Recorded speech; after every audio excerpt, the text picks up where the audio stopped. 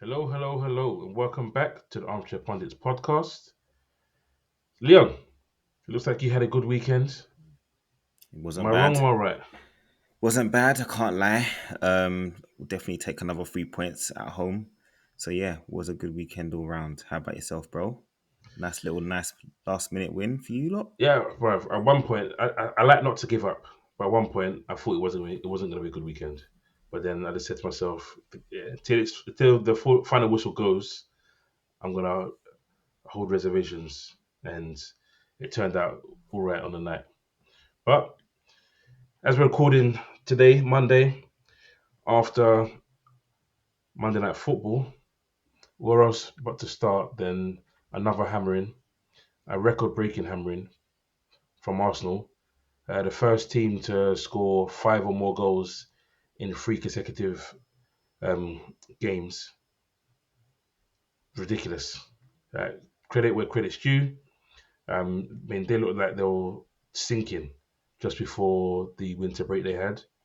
And I don't know, they've come back. I said it last week.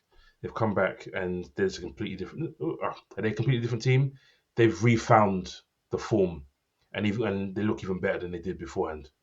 Because everyone's complaining about their goal scoring, and now they can't stop. And it's not even a single person. I think it was 5-0 at half time and five different goal scorers, and then it becomes 6-0, and it's a six goal scorer. So they win 6-0 with six different goal scorers. Who needs a 25 or 20 goal striker if you can share it around like that? Not That gonna lie, is, it's mad. I'm a bit vexed because we were supposed to have five-a-side and a few Arsenal fans dropped out so they could watch the damn game. I'm like, unless you're going to Bramall Lane yourself, don't need to be dropping out of football. But anyway, we move. Have to give Arsenal credit, man. Look, before the winter break you're talking about, they weren't having a problem creating chances. They were just having mm, a problem putting the ball in the back of the net. And it seemed as though, people are like, oh, if they had this striker, they had that striker, they would be putting chances away. But the players they have in attacking areas are there to score goals as well and create. mm, So, and in the previous seasons, they have been contributing. This season, they hadn't. So they just needed to get their shooting boots back on, and that's exactly what's happened. But the thing that has been, as you said, the most noticeable is the fact that they keep getting goal scorers from multiple areas out, from defense, midfield, and in the front line. And you can't ask for more than that from a team. It just shows you that right now the cohesive unit they have is mm. exactly what they need in order to stay in the hunt for the title. And right now they are on red hot form. Obviously, you can say that these goals have been scored against teams that have not been doing so well, but it doesn't matter. You got to play who you're playing, and there's certain Yep. games where you see big teams struggle to score against these kind of teams going away from home to you know relegation battlers and whatnot. And Arsenal are just making it seem like a breeze right now. So I doubt they'll be able to maintain this level of goal scoring right through to the end of the season. But I definitely feel like they could continue it for a few more weeks. They've got a few big fixtures coming up in the next, I think, few weeks ahead. So for them, you know, to keep that momentum up, I think they, as you said, they smashed the goal difference over the last 5 games now. They smashed goal difference when they were behind City and Liverpool on that front. Right now they're ahead on goals scored and the least conceded. So yeah, right now red hot. And you have to say that the way that they're playing, the decision making in the final third has been the most impressive thing about them so far in this run. I guess the bonus for them as well, it's almost like the opposite for us. They're getting players come back. So today you saw Partey come back and get some minutes, and which could lead to arguably them having their first choice midfield of Partey, Odegaard, and Rice, and it just bodes well for them going forward because as you state yourself, they're not conceding goals. They're not conceding goals, and they're just tearing teams apart. I mean, you look at the stats today, and they've had 22 shots in total, 10 on target, and scored six. And bear in mind, one of them, I said earlier, they had five different goal scorers in the first half. One of them was an own goal, so it wasn't Mm. even their own goal scorer. So, and only two big chances and one big chance missed. So the stats, the way they're playing, I think accurate passes, 92%, 825 passes. They're just so dominant in every aspect of the game right now. And they didn't even need set pieces today. They literally tore them apart in open play. And I don't know, I could be wrong, but it feels like it's also coincided with Havertz coming back and playing through the middle and gaining more confidence. Because as he's got better for Arsenal, Arsenal look better. And no one's ever doubted his talent. You just never knew what his best position was and whether he was clutch enough to finish at the right to finish off big chances. But I the actually talent think there was there. I think the problem was not necessarily that they didn't know what his best position was, because everyone knows that he's a support striker. That is where Yeah, he I guess plays. so. Yeah, I But guess when so. he Yeah, joined Chelsea, they weren't playing that formation, and he wasn't playing in that number 10 role. When he first joined Arsenal, they already had Odegaard, who was kind of that person, and they were trying to fit, I guess, Havertz into that role. But right they said he now, wanted him to play as an eight. He yeah, actually and came out and originally, said well, he that's wanted him where as he an was eight. playing because he had a balance, didn't he, in the midfield? But you can see what when he has got confidence, when he is on form, you can see what he's capable. You can see what he's capable of, and it's just a case of, he's got the team around him that one, he's going to get chances, and two, they're not going to get on his back if they miss, because you Yeah, know missing chances can happen. But the way they create so many, it's like, well, you missed that one, you go for the next one, mate, and it just shows what happens when you're in the right team. I think a lot of fans would have been on his back at the beginning, how much they spent on him and whatnot, oh, they but were 100%. he They were. really does fit into the way Arsenal play, and the fact that he's fitting well into that false nine role, and Arteta knows how to kind of deploy it because he's had the experience of being at Man City to see how Pep deploys it. I think Arsenal benefiting from that, because we've seen Trossard go in there and do the same thing and cause the same amount of problems. So right now, it just seems that they don't even need Nketiah and Jesus to be those, central go-to guys, because they found a solution to having a false nine, and they've never been a team to play like with a target man under Arteta. Mm. Anyway, they play football from the back. They build up, and everyone's comfortable in possession, and that's the one thing that makes them very, very difficult to play against. Yeah, last thing I'll say on it is Odegaard. He's really stepped up as well. Really showing leadership from the front with his football. I think he's been really good again since the break, since they came back from there. And credit to him because he was getting questioned a bit. Is he a bit fair weather? Is he really going to be able to handle it second half? But he's come through it really well, and Arsenal look really strong. You don't really see how if and when they're going to lose a game. So we'll move on. We'll move on because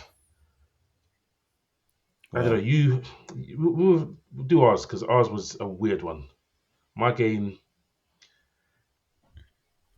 we won it, but we didn't play well at all. And chances wise, it's not what's the word to say?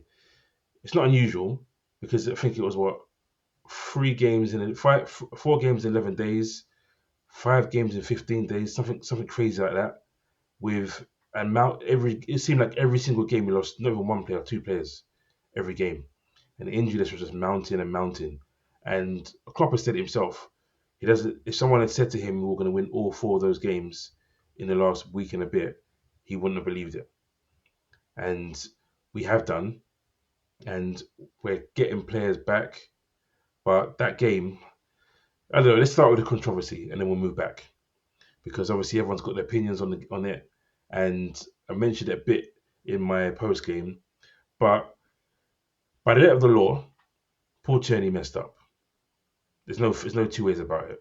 Paul Tierney messed up, but my thing about it is one, if they got the ball back, because some people are saying, "Oh, we stopped them from having a chance from scoring a goal or whatever." Whenever you have drop balls that are near a penalty box, you never go straight for goal. So in reality, if they had got the drop ball, they would have passed it back. They would have passed it along the corner. They may have gone forward a bit, and then we would have got the ball back not long after. In terms of us scoring a goal, if we'd given it to Kelleher and we had gone down the other end, crossed it down the wing, played it down the wing, crossed it into the box and scored, 100%, it's outrageous. Absolutely outrageous because he has contributed to our scoring that goal. But that's not the case. We get the ball, we play some football, we get it into the box, they get it. You've got Nico Williams gets it. He has options. He can try and pass it. He can try and play the ball out. He doesn't. He hoofs it into our half, and we get a throw in our half. So you can say it's all been dealt with by then. They're set. We've got a throw in our half, and then we continue from there.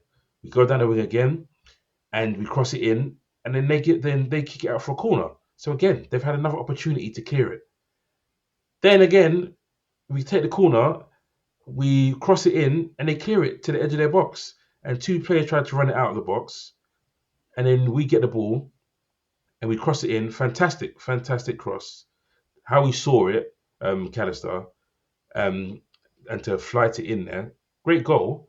But I've given you three opportunities where they could have cleared the ball. So yes, the referee messed up, but it didn't lead specifically to the goal because they had chances to clear it. That's my view on it. I know you have your own view on it, so I'll let you take over. My Personally, view my view may seem biased, but I'm just being deadly honest.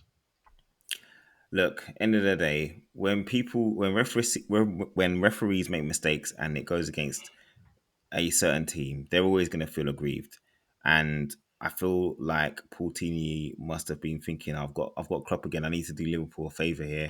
Just giving him a drop ball, man. Just give him the drop ball. But there is no way he's thinking by giving him a drop ball that Liverpool are going to go and score from it. I agree with what you're saying about the numerous amount of chances for you to not only get set but to recover. But I think part of the problem was that Nottingham Forest were in their feelings about it, and that's what ended up leading to them conceding the goal. So the fans were in uproar because they know the team should have been given the ball back, or Nottingham Forest should have been given the ball back. But it was like the atmosphere, the players were aggrieved.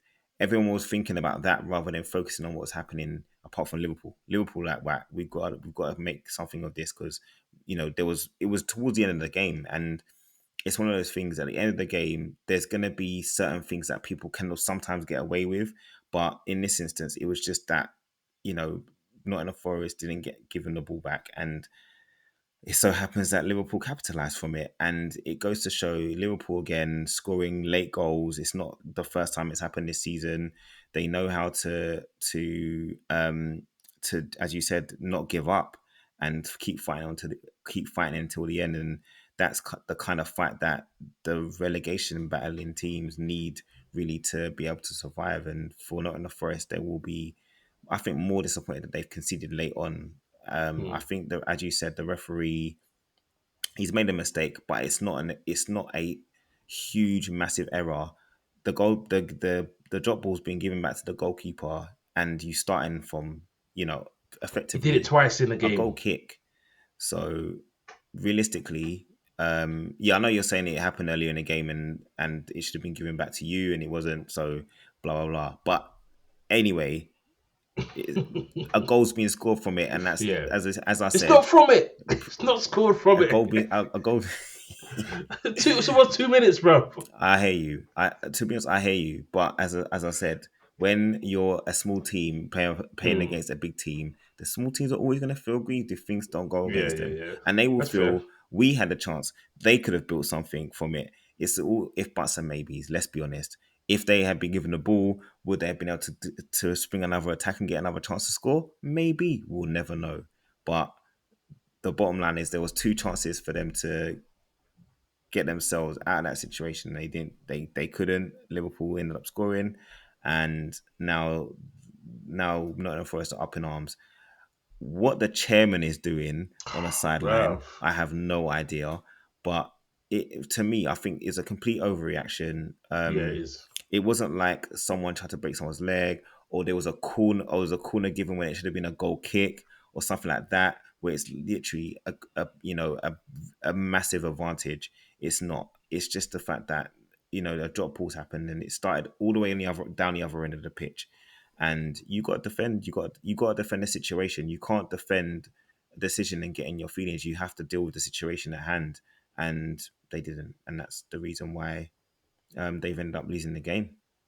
Yeah, I mean, on the game itself, I give them their credit because, like I said, on the stats sheet, they had two big chances. They missed both of them. We had no big chances, and we win the game. But it was almost like deja vu. It felt like the Man United game to a degree. We had 22 shots and two shots on target. So we're shooting from silly angles and shooting from outside the box rather than having better build-up play. Well, yeah, I you had mean, 11 shots blocked, yeah. See, it's which is pretty they mad. worked hard.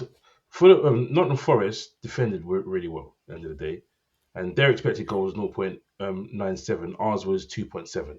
So when you look at that, we should have got something. Should have got at least two goals from that game, but it doesn't always work out that way. And it's just Nunes. There's a lot of people, Liverpool fans even, that don't think it's good enough, that aren't happy with what he produces. But he epitomizes what we need right now in terms of he doesn't stop working, doesn't stop going. Mistakes happen, doesn't matter. He wipes it from his memory and he keeps it going. And it was actually a really good goal. Because you see his movement, the defenders are moving, stepping up, and their body's got, and he's leaning the other way. He catches his eye, he leans forward, and it's a really good header because I think he gets pushed as well. Delicate header, fantastic. Really happy. And I mean, like I said, I was almost resigned to it being a draw because you're in the 98th minute and we're really only supposed to spend 98 minutes. And then when that goes up there, I went crazy. I was running through the corridors. I was screaming. I was not screaming, but I was shouting. It was a great moment. And hopefully, it's an Aston Villa moment that we had a few years ago when we won the league. Hopefully, but Well, right there's there's now, there's, there's a it's lot. so tight, man, and Yeah, we got any Man City drop points is next. going to be a problem for any of those teams right now. The top three, I mean, it's very, very, very tightly poised, and it looks like it could go down to We're the going to be wire, and second. we hope it does. We hope By the you time we don't kick hope, but off, we do as yeah. But neutrals. by the time we kick off against Man City, we'll be second in the league because I can't see Arsenal not beating Brentford at home. So we'll be second in the league. So the pressure is going to be on. For that, we're going to have to not even get. We have to get something. We cannot lose against Man City, but really, truly, to make a statement, we need to win. But we can probably talk about that later Yeah, because you guys, I was there watching through my phone, and then I got a pop up alert saying Eze scored a free kick, and I was like, oh man, Neil's going to be fuming because you sent me stats at half time, and you weren't happy then. bro. At halftime, the expected goals was shocking. I think, well, obviously I spoke about it on my post match, but basically, the only real chance of note came in the first half, which was Werner having the first time the chance to run through and goal. And there's many times where we've seen him make a run, and players haven't found him, or players haven't even seen him try and make the run, and it's infuriating for us fans because we're like, he needs to get in on goal. The one time he fluffed his lines. It's like he just, you can tell he's lacking confidence because he didn't. First of all, he didn't look like he was sure what he wanted to do. Then he tried to round the keeper, but didn't push it far enough away for the keeper to be able to react and dive to stop him trying to slow it home. But the first half was awful. To be honest, Tottenham were poor even after Eze scored his brilliant free kick. Really good. We didn't do anything for 75 minutes, I would say, and realistically, it didn't really feel like we were going to break them down. It's just one of those games where people weren't making the right decisions. We weren't really creating any real chances of note. And then, we get a little bit of luck. Johnson did well down the right, putting pressure on the Crystal Palace centre back and left back, and ends up winning the ball, a little bit of a ricochet to beat the Palace defender, and then he plays it across the 6 yard box for Werner to score into a virtually an empty net. And from then on, we responded again quickly after the goal, and that's kind of the way Tottenham have been this season. When we scored one goal, we've normally tried to get another quick fire goal straight after that, and ended up being Romero being set up by Madison with a nicely lofted cross into the box, and it was a good header from Romero because he had to generate all the power to score. But yeah, 3-1 flattered us a little bit, and I'll take it because it's a win and we needed 3 points. But yeah, it definitely flattered us a bit. I think we definitely saw another Wolves type game, and a lot of fans were saying that in the ground. They kept saying this feels exactly the same. We've been found out. Everyone knows how to play against us. Everyone knows what we're going to do because we don't have a plan B. It was all this sort of Mm. negative talk, which it happens, man. Fans go through roller coasters during the games, as you know. And then in the end, we managed to get a third with Son breaking through on goal and showing Werner how to score 1-on-1. But yeah, But he's we the have to. best. When I look at through 1-on-1, anyone in the league, even Haaland, I'm choosing Son. He just doesn't miss. It could be left foot or right foot. He doesn't miss 1-on-ones. You're a Tottenham fan. You may point the whole load, but I just don't see it. I just always see him running through on goal and he I'll be just honest. passes it. He just passes it He past the goalkeeper there with a in the goal. past there were times where he has, but of in recent last 3 or 4 seasons, like when he was early Son, when he wasn't as clinical as he is now. But Yeah, yeah, but now there's no one better. yeah, seriously, he is clinical, and the fact that he doesn't discriminate left or right foot, that also helps because even if the keeper tries to make it more difficult for him with their positioning, he doesn't really care whether he has to go left or right, and it's a huge advantage. But yeah, it was a needed goal for Son because it's been a little while for him. But yeah, we'll take it. We'll take the 3 points, and Crystal Palace will obviously feel a little bit not hard done by, but But they will be it's, bit disappointed that they couldn't hold on for another, I guess, 12 when you minutes. look at it though, yeah, it's when they say stats don't lie. Sometimes they do, because you look at the game. Because obviously I was watching our game, so I couldn't really watch your game. And you look at it, you see expected goals of 191 over 0.32. Possession over the game, 78% possession. 14 shots in total to their 4, 6 on target to their 1, which is obviously their free kick. 5 big chances you made, and you missed 2 of them. 732 accurate passes to their 158. That just says domination. It was, It but says James, I'm complete. being dead serious, right? There was a lot of side to side passing. So Okay, I was going to say so that's what I was going to ask. Was it side to side? there were a couple of big chances, but they were at times when, so again, the Werner chance was the main one at the beginning. Yeah, We've yeah, that was the obviously only one scored in the first 3 goals, and then there was the other big chance, which I think is Brennan Johnson. It came to him a little bit quickly, so I wouldn't have called that a big chance because he had to react quite quickly to a cross which I think it deflected off Son. I think Son even mishit it or something, and then it kind of came to Brennan Johnson really, really quickly. It's quite But central, that one, isn't it? we were doing a lot of sideways passing, bro. Like, and it wasn't with pace. We started off the game, moving the ball fairly quickly, but then Mm. once Palace settled into their low block, I mean, they were playing 3-4-1-2 or 3-4-2-1, sorry, which was virtually like a Christmas tree formation, and like it was pretty difficult to really get any space. But we didn't have the usual width with Porro not being there, and playing in crosses. And there's a lot of times where we don't put crosses in because we don't have an aerial threat in the box. Like when Richarlison's not there, we really don't have an aerial threat. Um, in open play, we only rely on set pieces. So yeah, it was domination from a possession perspective, but I'm telling you now, it it didn't feel like there was many chances created. I'm telling you. So, but again, we'll take it. 3 points. We move. Yep, and it made it even better for you when you watched the Man City derby, the Manchester derby, because I think we all saw what we expected to see, which was Man U get demolished technically, and they threw a spanner in the works. I mean, it's a fantastic goal, fantastic strike from Rashford. He But likes then, scoring in the derby. He actually has a yeah, fairly decent record at the City and Manchester Stadium as well. He's had a yeah, few, but yeah, there was only really one team that you felt once the game settled down a bit. I think it started off quite open, but mm, once Rashford scored, Man United just said, "No, we're just gonna chill and big defend mistake. for our lives." And in all fairness, they did quite well for a while, but City is so patient.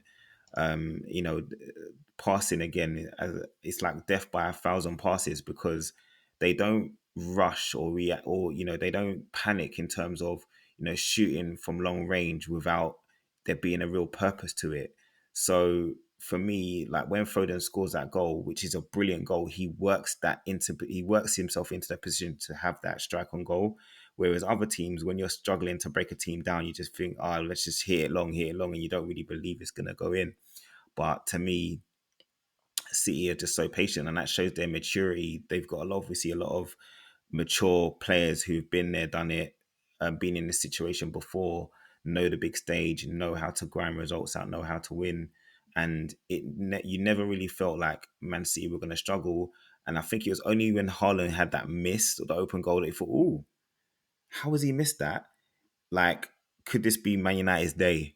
And it wasn't. It wasn't because Foden had other ideas, and I think right now he's showing how much of a step up he's made since De Bruyne has been out. I think he's Yeah, taken the opportunity to be that person to create and score for Manchester City, and I think he's shown that he can be a real leader of the team going forward because obviously De Bruyne and Bernardo Silva are not getting any younger, and he's the homegrown lad. So still only 23. he's mad that he's been around so long, but he's been patient. He's had to fight for his place in the team, and he's really shown what an asset he is to Man City, and that he is now difficult to drop. Like Pep used to be one of them guys you just didn't know who he was going to play, who he was going to start, week to week. You just weren't sure. But now you get a sense that Foden is one of those sure starters alongside Rodri and Diaz and Edison, and obviously Haaland and De Bruyne. But with De Bruyne's injury, he's been able to rest De Bruyne in certain games so that because he knows he's got Foden and Bernardo Silva to do their thing, and he's shown again how good he is. And obviously the first goal is a brilliant strike into the top corner, but the second one, the 1-2 he plays with Alvarez, is beautiful, and the finish, you could argue that It's Onana could have Casemiro. He got looks down. finished. It's not even that. Casemiro looks finished, bro. That 1-2, he was gone, bro. But what can he do? What can he do? Unless he's going to be able to intercept the ball, we'll see. What Yeah, can he do with that? but right, a younger Casemiro follows that run. He anticipates and he follows that run. A younger Casemiro. That's Agreed. that's that's the honest. But But he just doesn't Casemiro's have never it. been He doesn't blessed have with it anymore. pace. He's never been blessed with pace. Yeah, but So bro, it he would didn't have been sprint off like you're saying, Bolt, bro. no, obviously not. But I hear you, and yeah, the Real Madrid version of Casemiro may have been able to do something, but then he also had Mm, the Real Madrid defense behind him to true. cover any of those sorts of defensive frailties, or midfield frailties, I should say. But great win for City, and Haaland got his customary strike at the end to flipping justify my captain pick as fantasy Well, league. it messed up my captain pick because I forgot to make my changes and I wanted to make Watkins captain and he got 2 goals, so I was a bit upset about that. But no, Haaland. It's weird with Haaland. It's like he's showing he's human this season because that miss, like you mentioned earlier, like you would never expect it on his left foot as well. If it was on his right foot, then you might say, yeah, he's left footed, isn't it? But on his left, just a cushioned finish. I was like, wow. Even the commentary, they're like, what has he done there? How's he done that? Like they were just in amazement. But Is listen, you can't. He's never as you down. He's said, never fully he's down. human. He's just shown he's Yeah, human, and he gets another chance. He doesn't even flinch, doesn't even take a touch, just curls it into the bottom corner. a So typical Haaland finish. That one, the one he scored. that's how he does it, man. First touch, one touch finishes for him mostly. But no, I think Man United will be disappointed. Obviously with the result, but the performance, man. they can't really they can't outplay Man City. You know, they No, can't go toe to toe with Man City. But I think they played. It was literally defense versus attack for yeah, the that's best what they could part do at the of moment, though. To be honest, that's what they can do. They don't have right. 75 If be minutes. honest, if they had a Shaw and they had Martinez, then they can attack the game differently. But they don't have the people to do what they need to do at the moment. Long may that continue. But there's a lot of people in that boat, like us as well, and you've had that spell yourself in December. So it's just a weird one. But it was the expected result, like I said when we first started talking about them. We expected them to lose the game. But well, briefly before we close off for the show, because it is quite important as Aston Villa are in between yourselves and Man United. Well, in fact, they're ahead of you. Not even in between. They're Yeah, ahead of you. man, they're I forgot in about that. control So of top four right now. we'll just briefly talk about it because they had a good performance. A bit shaky. The 2-0 up, they were cruising against Luton, but Luton always show this level of fighting spirit where they can be a couple goals down and you can't switch off. And Aston Villa switched off and they scored 2 goals in 2 minutes. But credit to Villa. 89th minute, Luca Dean comes in the far post and gets a winner. But I guess the main talking point from the game is just the continued progression of Watkins. Really good season, goals and assists. I mean, he's double figures in both. I think he's the only player in the league that's double figures in both. Unless Salah might be. I think Salah might be, but I don't think he has yet. Um, but just really good season for him. And you also, I know I think he signed a new contract recently, but you just wonder, will Arsenal come knocking? In if they get Champions League, then it'll be hard for them to, as to be able to sell him. I was gonna But say, but will Arsenal like, come knocking for him?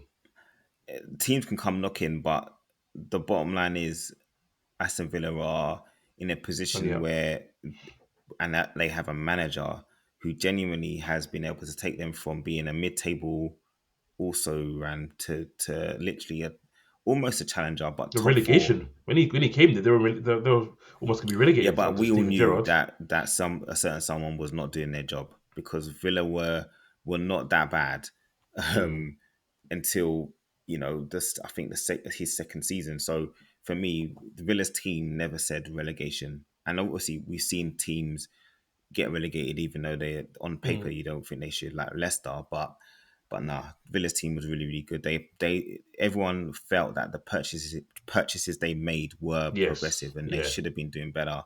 It that's just never true. worked out with Gerrard, but Unai Emery's come in and he's just he's turned Watkins into such a literally the complete forward at the moment. He holds the ball up. He's good in the air. He's got pace. He brings other players into the game, and he can also use his pace to get behind the defensive line. So for me, right now, Ollie Watkins is the informed striker in England from an English player's perspective, but he's been amazing, and his both of his finishes were quality. The header was a brilliant header, Yeah, and the second goal was an old fashioned Henri curler into the bottom corner off the post, and just right now Arsenal can come calling for if they want to, but Aston Villa don't need to sell because financially they're in a good place, and it's only going to be whether Watkins throws his toys out the pram in order to mm. engineer a move, It's. and I can't I see him think doing that. he simplified his game. I think he said. I watched the interview. He said himself. He used to waste a lot of energy running to channels. Hmm. Ran into channels and not being in the goal scoring position, the optimal goal scoring positions. And Unai Emery's just told him, "Nah, we've got wingers to do that job. You That's the stay thing. central. They You stay do. central. You're not a winger anymore. You got great wingers to do that job. I know Ramsey's not And really a winger, fullbacks. but they use him there. Yeah. That's mad. So just stay in the middle. It's almost like what Ancelotti said to Calvin Lewin Mm. when he first got him, and then he was scoring crazy like Watkins was as well. But a But lot yeah, of sometimes you just have times to simplify. Sometimes you just have to simplify your game and be in goal scoring positions, and you'll be fine. it's true, but I also feel like a lot of time the right strikers who do those running down the channels, they're trying to earn their spot. And Yeah, so yeah, he may have been feeling like, this is what I need to do to make sure I show that I'm the best, strike or the best All round best strike all round forward. striker in the team, or the best person to play in that position where Mm. you are a lone striker, because effectively he is playing as a lone striker. But yeah, with the fact that they've got, as you said, a great supporting cast, great wingers and fullbacks who get forward, doesn't need to be out there, man. Just be in the box, and he's showing how good he is. And I think he's second to Haaland in the top scorer charts now, isn't he? So Yeah, I think he is. fair play to him, man. Fair play. Okay, I think we'll leave it there. Another good show. Thanks, Liam. Guys, really appreciate your support as you do every week. So don't forget to continue to subscribe if this is the first time you're watching us. Hit the like button and also click the bell so that you can see our content when it comes out. As you've been seeing, we're releasing new videos. We're doing post matches of Liverpool's and some of the Tottenham games as well. So yeah, share it, like it, and continue to support. Take it easy, people. Thanks all.